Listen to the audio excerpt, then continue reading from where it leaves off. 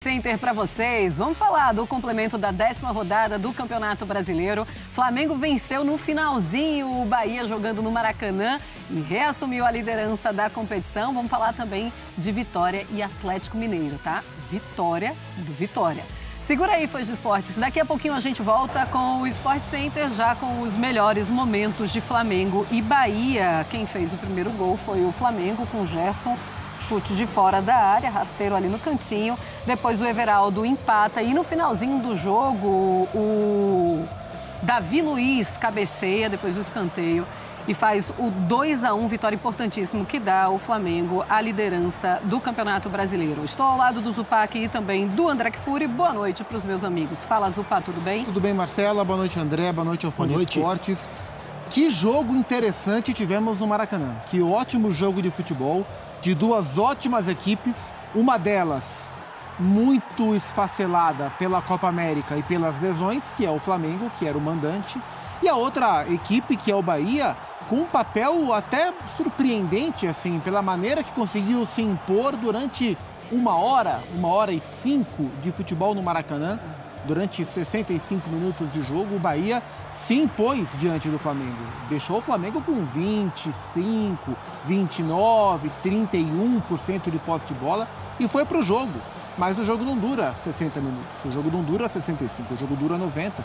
E o Flamengo conseguiu, na última meia hora de jogo, os últimos 35 minutos, se colocar no campo de ataque e começou a martelar o Bahia. Então, assim, foi um jogo de caminhos diferentes durante os 90 minutos, de duas equipes muito bem treinadas, com muita qualidade técnica em campo. Venceu, no fim, quem mereceu vencer. O Flamengo fez por onde vencer na reta final da partida, mas foi um jogo interessantíssimo, dos jogos mais interessantes do ponto de vista técnico e tático que a gente teve até aqui no campeonato. Fala, André, tudo bem? Boa noite. Boa noite, Marcela. Concorda com o Zupac? Concordo plenamente, foi um ótimo jogo, mais um, né? Eu acho que na noite de ontem a gente teve também no Rio de Janeiro, no Newton Santos, Botafogo e Atlético, que foi um excelente jogo. E o de hoje com implicações, né, assim como o de ontem, na ponta da tabela do Campeonato Brasileiro. Foi um jogo muito bom também e talvez o torcedor do Bahia, por ter sofrido um gol nos acréscimos e perdido o ponto que vinha conquistando fora de casa no Maracanã, acho que o resultado foi injusto, que o Bahia não mereceu por causa dessa hora, um pouquinho mais talvez, que o Gustavo mencionou, em que o time baiano foi superior ao Flamengo no Maracanã, deu as cartas no jogo, tornou a partida mais próxima daquilo que lhe interessava, com coragem, com técnica, com superioridade numérica no meio de campo. O Bahia fez, independentemente do resultado final, um ótimo jogo, mas, como disse o Gustavo, outra vez falando sobre um trecho que foi a meia hora final, talvez um pouquinho mais também, 35 minutos, o segundo gol do Flamengo esteve para sair em outras oportunidades, em outras ocasiões, antes do Davi Luiz completar esse cruzamento. Não foi um escanteio, foi uma falta pertinho da bandeirinha cobrada pelo Gerson, e ele na primeira trave cabeceia em cima do goleiro do Bahia, mas a bola foi forte. E a defesa ficou inviável ali. O Flamengo é muito desfalcado. Cebolinha saiu no intervalo com problemas no quadril. Não se sabe em relação à disponibilidade dele para os próximos jogos. Mas nesse momento do campeonato em que o Flamengo não tem os seus melhores jogadores, já são 3 partidas e 7 pontos. O Léo Ortiz também sai. Léo Ortiz substituído no final. Entrou o Everton Araújo, né? Ele sai também caminhando, meio cabisbaixo, não dá para saber direito o que aconteceu.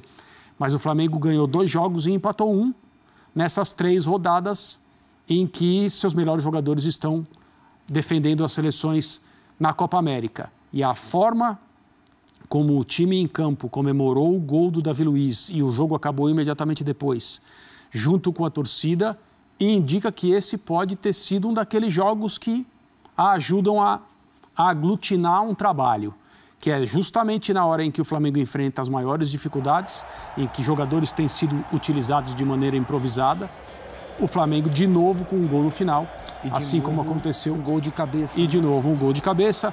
Os times do Tite são muito bons nesse quesito do futebol que produz muitos gols, há muito tempo é assim.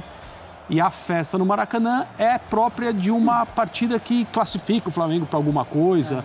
O jogo de volta de um mata-mata, olha só, Não é muito comum a gente ver esse tipo de coisa, ainda mais cedo no Campeonato Brasileiro de pontos corridos. Entrou o Gabriel Barbosa no segundo tempo também. Hoje entrou cedo, ele tem entrado mais na reta final, hoje ele entrou com 15 minutos. E o Flamengo superou o Bahia, um ótimo Bahia. A gente não pode deixar de aplaudir a partida do Bahia na noite de hoje no Maracanã, mesmo que ele saia de campo sem nada. E um pouco mais dolorido, né? Porque o Vitória, que não vencia, venceu hoje. Estou falando do ponto de vista do torcedor do Bahia. O Bahia perdeu e quem fez o gol da vitória do Flamengo é um produto das categorias de base do Vitória, o Davi Luiz. Pois é, a gente está vendo aí o Tite, é realmente algo que chama a atenção. Pode ser, sim, aquele divisor que todo mundo fica esperando. Quando foi que o time foi campeão? Em que momento teve essa virada de chave? E aí pode ser, sim, ou pelo menos parece aquele jogo que você se lembra. Ai, naquele gol, no finalzinho, do Davi Luiz, em cima do Bahia. Quem vencesse assumia a liderança do campeonato. E hoje o Flamengo reassumiu a liderança do campeonato com esse jogo. Teve a boa notícia, que era a volta do Ayrton Lucas e também do Everton Cebolinha. E o Everton Cebolinha já sai machucado. O Ayrton Lucas poderia estar muito cansado porque está voltando de lesão. E a gente ainda não sabe se aconteceu algo diferente para ele ter sido substituído. Eu imagino que tenha sido algo mesmo da parte física. Sim. Cansaço. Não, faz sentido. E nessa volta eles tiveram dificuldade para jogar. O Ayrton, um lateral extremamente ofensivo. E durante boa parte do jogo o Flamengo não conseguiu atacar.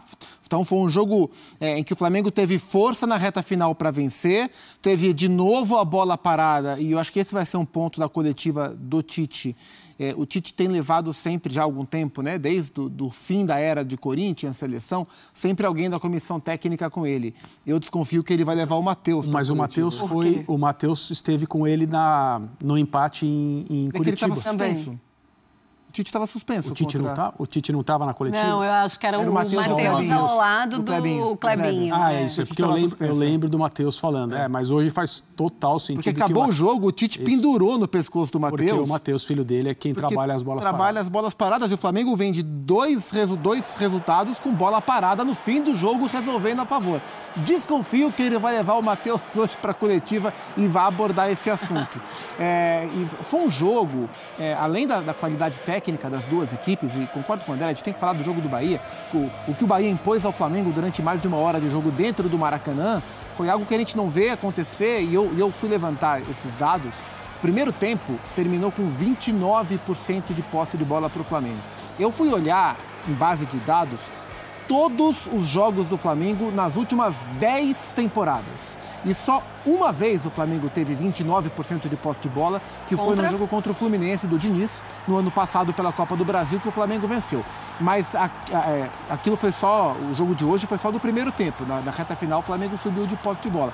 Mas só para dizer o que o Bahia impôs ao Flamengo durante boa parte do jogo. E foi um jogo de leitura tática muito interessante dos dois técnicos, porque quando o Bahia era melhor que o Flamengo, lá pelos 15, 20 do segundo tempo, na reta final da superioridade do Bahia, o Tite faz duas trocas. Ele coloca o Gabriel e coloca o Alan. Então ele coloca um atacante e um volante. E ele tira o Luiz Araújo e o Lohan. Ou seja, ele tira um atacante e um meia para colocar um atacante e um volante. O que dá a impressão que é uma alteração defensiva. Sim. Mas não é, porque o Alan entrou como um segundo volante para caçar, porque o Flamengo estava com dificuldade de recuperar a bola. Os meias do Bahia, que são ótimos, e são muitos, o Caio, é o Jean Lucas, é o Everton Ribeiro, é o Cauli, que é um tremendo jogador. Para mim, o melhor dos 4 no campeonato é o Cauli, joga demais. O Flamengo não conseguia roubar essa bola, o Bahia circulava essa bola. O Gerson, de segundo volante, não ia conseguir ficar mordendo. Então o Tite coloca o Alan para caçar. E a partir daí o Flamengo começa a se impor no campo de ataque, roubando bola, tendo posse e agredindo o Bahia. E aí o Rogério percebe mais pra frente que aquele jogo que era do Bahia com a bola, rodando bola, distribuindo, construindo, aquele jogo não existia mais. O que o Rogério faz? Coloca 2 homens de velocidade, porque o jogo tinha mudado. Coloca o Biel, coloca o Ademir para tentar contra-atacar. O Bahia pouco contra-ataca, não consegue contra-atacar. Mas a leitura dos dois técnicos foi muito correta, o que o jogo pedia em cada momento. Então foi muito interessante observar como os técnicos também foram se adaptando ao que o jogo estava exigindo e o Flamengo teve mais êxito com as trocas, com o que o jogo se transformou e martelou até vencer. E uma das provas que o Bahia, no primeiro tempo em especial, deu as cartas do Maracanã